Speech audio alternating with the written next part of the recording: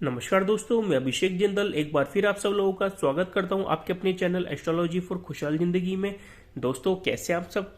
दोस्तों आज मैं आपसे बात करने वाला हूं कन्या लगन की कुंडली का संपूर्ण फलादेश। अगर आपकी कन्या लगन की कुंडली है तो ये वीडियो आपके लिए बहुत इंपॉर्टेंट होने वाला है।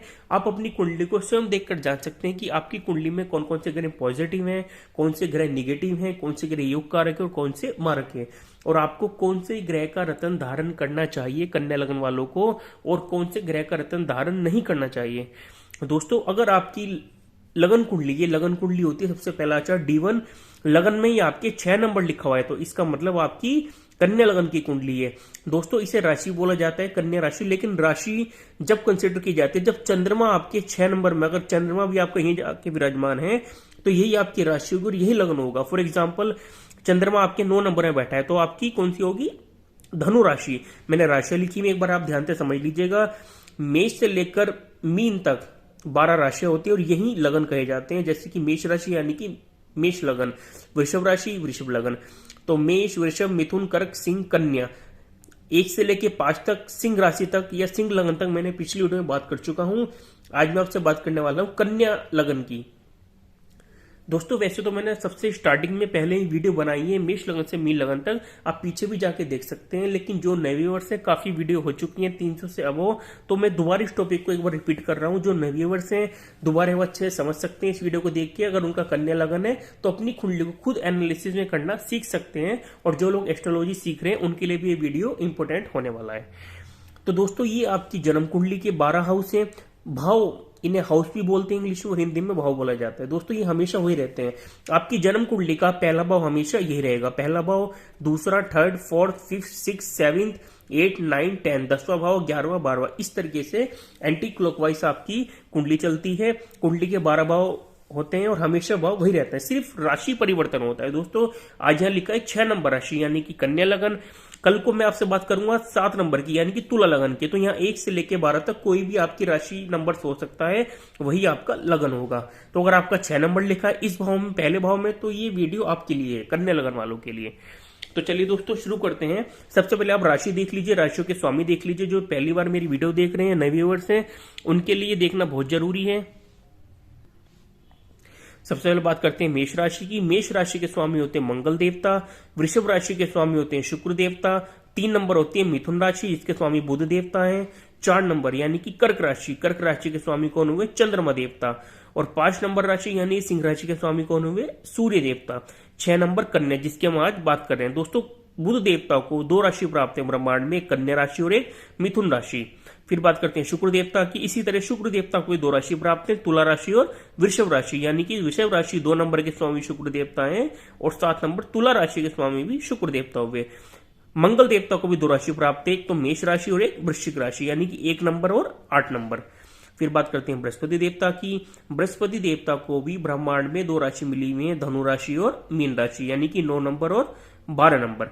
बात करते हैं शनि देवता की। शनि देवता को भी 2 राशि प्राप्त है, मकर राशि और कुंभ राशि, दोनों के स्वामी शनि देवता होते हैं। दोस्तों इसी तरह 12 राशियां होती हैं और 12 ही जन्म लगन कुंडलियां होती हैं। दोस्तों सबसे पहले आप ये समझिए कि कुंडली के कौन से भाव आपके शुभ होते हैं, कौन से बहुत शुभ होते हैं और कौन से अति अशुभ होते हैं।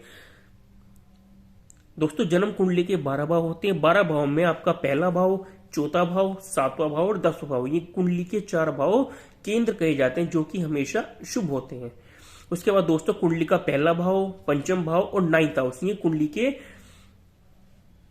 त्रिकोण भाव माने जाते हैं जो कि आपकी कुंडली में अति शुभ माने जाते हैं। त्रिकोण भाव दोस्तों ये भाव आपका केंद्र भी कहा जाएगा और त्रिकोण भी कहा जाएगा।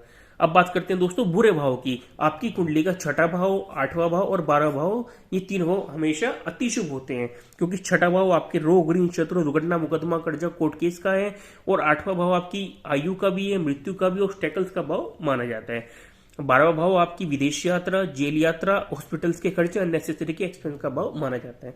दोस्तों तीसरा भाव भी अच्छा भाव नहीं माना जाता, क्योंकि ये अधिक मेहनत का है, परिश्रम का घर माना जाता है, छोटे भाई बहन का घर भी है। तो तीसरे भाव को भी हम ज्यादा अच्छे भाव में कंसिडर नहीं करते हैं। तो तीसरा, 6ठा, 8वां, 12वां भाव, अगर इनमें आपको कोई ग्रह जाके विराजमान होगा, चाहे वो योग कारक हो चाहे मारक, वो हमेशा आपको निगेटिव रिजल्ट देगा आपकी कुंडली में। अब बात करते हैं दोस्तों दूसरे भाव की। दूसरा भाव आपका अच्छा भाव माना जाता है, जो कि आपकी धन कुटुंब वाणी का भाव माना जाता है। इसके अलावा दोस्तों 11वां भाव भी आपका अच्छा भाव माना जाता है। ये आपका लाभ का, बड़े भाई बहन का भाव माना जाता है। छोटी मोटी बीमारियों का भी भाव ये माना जाता है। तो दोस्तों सबसे पहले बात करते हैं बुध देवता की। कन्या लगन में सबसे मोस्ट इंपोर्टेंट प्लैनेट्स आपके सबसे पहले युगकार ग्रह माने जाते हैं बुध देवता। बुध देवता आपकी कुंडली के लग्नेश हैं, यानी कि 6 नंबर राशि के स्वामी बुध देवता ने एक लगन के स्वामी हुए। दूसरा भाव कौन सा लिया? 10th हाउस, जो कि आपके प्रोफेशन का, आपके काम रोजगार का, आपके व्यवसाय का भाव माना जाता है। तो कन्या लगन वालों के लिए बुध देवता अति योगकारक यानी कि पॉजिटिव प्लैनेट्स कहे जाते हैं। फिर बात करते हैं दोस्तों दूसरे नंबर पर शनि देवता की। दोस्तों बुध देवता इस कुंडली के मालिक हैं और बुध देवता ने अपनी चतुरता मित्रता निभाते हुए अलग अलग डिपार्टमेंट बांटे हुए हैं। फॉर एग्जांपल किसी देश के अगर मुख्यमंत्री हैं तो मुख्यमंत्री अपने डिपार्टमेंट अलग अलग बांटेंगे हर इंसान को। तो वही काम बुध देवता का है। बुध देवता ने अपने मित्र ग्रहों को अच्छे डिपार्टमेंट और जो उनके शत्रु हैं उनको बुरे डिपार्टमेंट दिए हुए हैं। दोस्तों मित्रता शत्रुता का चार्ट एक बार देख लीजिए आप पहले, ये आपके लिए बहुत जरूरी है समझना। देवताओं की कैटेगरी में कौन कौन से ग्रह आते हैं और राक्षसों की यानी कि दानवों की कैटेगरी में कौन कौन से प्लैनेट्स ग्रह आते हैं। दोस्तों सूर्य देवता, चंद्रमा देवता, मंगल देवता और गुरु देवता ये चारों आपस में अति मित्र कहे जाते हैं। और शुक्र देवता, शनि देवता, राहु देवता और केतु देवता ये चार आपस में मित्र हैं, क्योंकि ये दानवों की, राक्षसों की कैटेगरी में आते हैं और ये देवताओं की। अब रह गए दोस्तों कौन? बुध देवता। बुध देवता की सारे जितने भी दानवों के ग्रह उनसे सबसे अति मित्रता है और बुध देवता की जो देवताओं के ग्रह उनसे मित्रता है। शत्रुता किससे दोस्तों? मैं यहाँ पे रेड साइन लगा हुआ है। बुध देवता की चंद्रमा और मंगल से अति शत्रुता है। चंद्रमा मंगल को बुध देवता अपना शत्रु मानते हैं। बुध देवता के सूर्य देवता मित्र हैं, बुध देवता के गुरु देवता भी मित्र माने जाते हैं। दोस्तों उसी हिसाब से बुध देवता ने इन्हें डिपार्टमेंट बांटे हुए हैं। तो दोस्तों बुध देवता की हमने बात करी, बात करते हैं शनि देवता की। शनि देवता बुध देवता की क्या हुए आपस में अति मित्र। तो शनि देवता को बुध देवता ने क्या दिया? पंचम भाव, जो कि आपका सबसे शुभ भाव, त्रिकोण का भाव माना जाता है। आपके पंचम भाव आपकी शिक्षा का, आपकी बुद्धि का, आपके संतान का, अनसर्टेन गेन का भाव माना जाता है 5th हाउस। और दूसरा कौन सा भाव मिला शनि देवता को? 6ठा भाव यानी कि त्रिक भाव। दोस्तों अगर एक राशि आपकी त्रिकोण में आई हुई है और एक राशि आपके त्रिक भाव में यानी कि 6, 8, 12 में पड़ी है तो उसको त्रिक भाव का दोष नहीं लगता है। तो इसलिए शनि देवता कन्या लगन में दूसरे नंबर पर अति योग कारक ग्रह, अति पॉजिटिव प्लैनेट्स माने जाएंगे। फिर बात करते हैं दोस्तों शुक्र देवता की। सबसे मोस्ट इंपोर्टेंट प्लैनेट शुक्र देवता, जो कि आपके लग्जरी के कारक है, घर, मकान, भूमि, वाहन के कारक हैं। जितनी भी लग्जरी चीजें आती हैं, प्रोस्पेरिटी के कारक हैं शुक्र देवता। शुक्र देवता बुध देवता के अति मित्र हैं। तो बुध देवता ने शुक्र देवता को क्या दिया? आपका भाग्य स्थान दिया, जो कि आपके भाग्य का, आपके धर्म का, आपके पिता का स्थान है, 9th स्थान। और दूसरी राशि का अंग बुध देवता की दूसरे भाव में यानी कि 7 नंबर राशि शुक्र देवता की तुला राशि। ये आपका धन का, कुटुंब का, वाणी का भाव माना जाता है। तो बुध देवता ने दोनों भाव अति शुभ दिए हैं शुक्र देवता को। तो शुक्र देवता कन्या लगन में अति योग कारक ग्रह माने जाते हैं 30 नंबर पर। अब बात करते हैं दोस्तों मारक ग्रह की, जो कि निगेटिव प्लैनेट्स हैं। सबसे पहले बात करते हैं दोस्तों सूर्य देवता की। बुध देवता ने सूर्य देवता को क्या दिया? हालांकि सूर्य देवता मित्र है लेकिन गलत भाव उन्हें मिला हुआ है, जो कि आपके जेल यात्रा का, विदेश यात्रा का भाव भी है, हॉस्पिटल्स के खर्चे, अननेसेसरी के एक्सपेंस का भाव माना जाता है, जो कि बुरा भाव है। तो सूर्य देवता कन्या लगन में अति मारक ग्रह की कैटेगरी में आते हैं, जो कि निगेटिव है। दूसरे नंबर बात करते हैं दोस्तों चंद्रमा देवता की।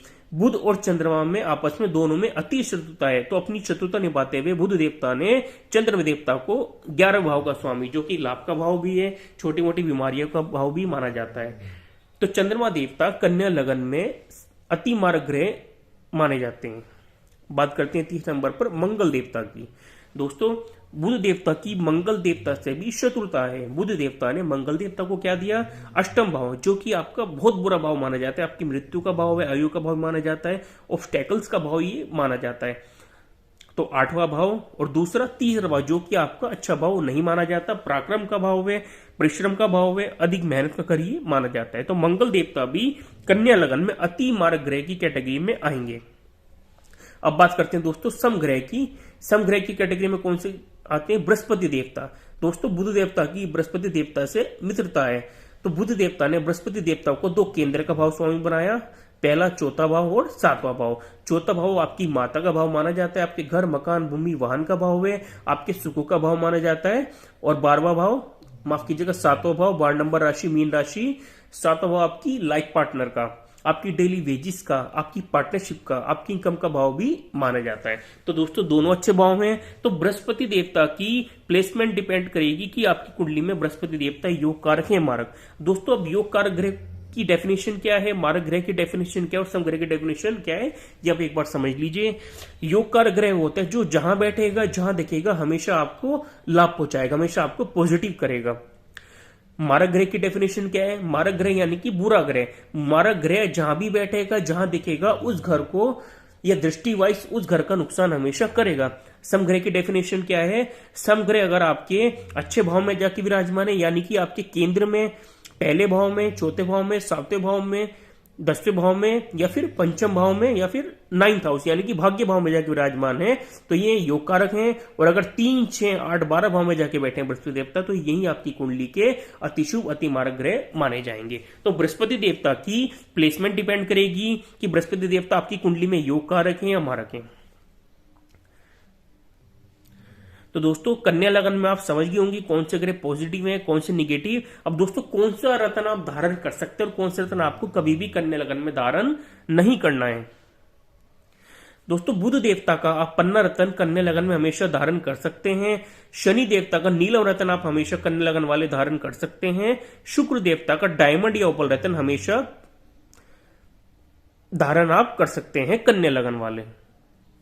कौन सा रत्न दोस्तों आपको कभी भी धारण नहीं करना है, सूर्य देवता का मानिक रत्न, चंद्रमा देवता का सच्चा मोती और मंगल देवता का मुंग रत्न आपको कन्या लगन वालों को कभी भी, आपको कोई कितना भी कोई ज्योतिष, कोई पंडित, कोई विद्वान आपको एडवाइस करे, कभी भी आपको धारण नहीं करना है। और बृहस्पति देवता की प्लेसमेंट डिपेंड करेगी, अगर वो अच्छी प्लेसमेंट में है तभी आप उनका रत्न धारण कर सकते हैं, अदरवाइज बृहस्पति देवता का कन्या लगन वाले रत्न धारण ना करें वरना आपको नुकसान दे सकता है। अब दोस्तों रत्न कब धारण करते हैं, जब आपकी ग्रह की डिग्री कमजोर हो। डिग्री क्या होती है, जैसे हमारी एज होती है, हम पहले बच्चे होते हैं, फिर थोड़े यंग होते हैं, युवावस्था है, कुमार अवस्था होती है, फिर हम वृद्ध होते हैं, फिर हम मर जाते हैं। तो ऐसी ग्रह की अवस्थाएं होती हैं। कुंडली का एक घर जो होता है 30 डिग्री का होता है, यानी कि 30 डिग्रीज का, और पूरा चक्कर घुमाओ तो 360 डिग्री का हुआ। तो दोस्तों डिग्री के ऊपर आपको देखना है कि अगर आपकी ग्रह की डिग्री कमजोर है तभी आपको रत्न धारण करना है, अदरवाइज रत्न आपको धारण नहीं करना है, क्योंकि रत्न भी अगर आप बिना वजह जबरदस्ती धारण करेंगे तो आपको नुकसान पहुंचा सकते हैं। फॉर एग्जाम्पल अगर आपको फीवर है तो आप पैरासीटामोल लेंगे, आपको आराम करेगी, और अगर आपको फीवर नहीं है फिर भी आपको ये टैबलेट लेते हैं, पैरासीटामोल लेते हैं, तो आपकी बॉडी में वो डिसीज पैदा करेगी, आपको नुकसान करेगी। अब दोस्तों डिग्री को एक बार समझ लीजिए, 0 से 6 डिग्री का जो ग्रह होता है ये बाल्यावस्था का माना जाता है, यानी कि बच्चा होता है, इसके फल आपको सिर्फ 25% मिलते हैं। 6 से 12 डिग्री का जो ग्रह होता है वो आपको कुमारावस्था का माना जाता है, इसके रिजल्ट आपको 50% यानी कि आधे मिलते हैं। 12 से 18 डिग्री का ग्रह आपका युवावस्था यानी कि फुल मैच्योर 100% आपको फल देने में सक्षम होता है। 18 से 24 डिग्री यानी कि वृद्ध अवस्था, उसके रिजल्ट आपको मिलते हैं 50%। और 24 से 30 डिग्री यानी कि मृत अवस्था बहुत कम फल आपको देता है, यानी कि 25%। तो अगर आपका ग्रह 100% मैच्योर है, 12 से 18 डिग्री का है, तो आपको कोई भी रत्न धारण करने की जरूरत नहीं है। और आपका ग्रह अगर बाल्यावस्था का है, कुमार का है, वृद्ध का है, मृत का है, तभी आप रत्न धारण कर सकते हैं। और हमेशा योग कारक पॉजिटिव प्लैनेट्स का रत्न ही धारण किया जाता है, कभी भी मारक ग्रह का रत्न धारण नहीं किया जाता। तो दोस्तों जो लोग सीख रहे हैं कुंडली देखना वो भी समझ सकते हैं, सीख सकते हैं, और जिनकी कन्या लगन की कुंडली है वो भी इस वीडियो को देख के अपनी कुंडली को स्वयं एनालिसिस कर सकते हैं। लेकिन दोस्तों फिर भी मैं आपको एडवाइस करूंगा कि आप बिना किसी ज्योतिष एस्ट्रोलॉजर की सलाह लिए कोई भी रत्न धारण मत करें। ये बेसिक मैंने आपको जानकारी दी है, इसके अलावा और भी बहुत सारी चीजें होती हैं। इस वीडियो में सारे टॉपिक को कवर करना पॉसिबल नहीं, क्योंकि बहुत लंबी वीडियो हो जाती है। अगर आप देखते हैं तो थोड़ा सा आपको प्रॉब्लम होती है, तो छोटी वीडियो बनाता हूं कि जितनी चीजें आप समझ सकें। लेकिन पिछली 300 से अबव मेरी वीडियो है, पीछे जाके आप देख सकते हैं, आपको सारी चीजें समझ आ जाएंगी। जो लोग एस्ट्रोलॉजी सीख रहे हैं, समझ रहे हैं, जान सकते हैं, या अपनी कुंडली स्वयं देख सकते हैं। और अगर आप सक्षम है अपनी कुंडली का एनालिसिस कराने में, तो अपनी डिटेल्स मुझे व्हाट्सअप कर सकते हैं, मुझे कॉल करके मुझसे अपॉइंटमेंट ले सकते हैं। डिस्क्रिप्शन में मेरा नंबर दिया हुआ है, अपनी कुंडली का एनालिसिस कराइए, तभी आप कोई रत्न धारण कर सकते हैं। और दोस्तों ग्रहों का दान भी होता है, लेकिन सारी चीजें एक वीडियो में बताना पॉसिबल नहीं है, तो वो मैं अगली वीडियो में आपसे बात करूंगा। तो आज मैंने आपसे बात करी कन्या लगन के बारे में। नेक्स्ट वीडियो आएगी मेरी तुला लगन की। तुला लगन वालों की कुंडली में कौन से ग्रह आपके पॉजिटिव और कौन से निगेटिव। तो चलिए दोस्तों, अगर इसमें आपको कोई दिक्कत परेशानी है, कुछ आपका समझ में नहीं आया है, तो आप मुझे कमेंट बॉक्स में कमेंट कर सकते हैं। मैं कोशिश करूंगा कि जल्द से जल्द आपके क्वेश्चन का आंसर देने की। और दोस्तों, अगर आपको ये वीडियो पसंद आए तो वीडियो को लाइक कीजिएगा, अपने फ्रेंड फैमिली ग्रुप में शेयर कीजिएगा, और जो लोग पहली बार मेरे चैनल पर आए, मेरे चैनल को सब्सक्राइब जरूर कर दीजिए, साथ में बेल आइकन को भी प्रेस कर दीजिएगा, जिससे कि मैं कोई भी वीडियो अपलोड करूं उसका नोटिफिकेशन सबसे पहले आपको पहुंच सके और आप उसका लाभ उठा सके। तो चलिए दोस्तों, इसी के साथ मिलते हैं अपनी अगली वीडियो में। तब तक के लिए नमस्कार, आपका दिन शुभ हो।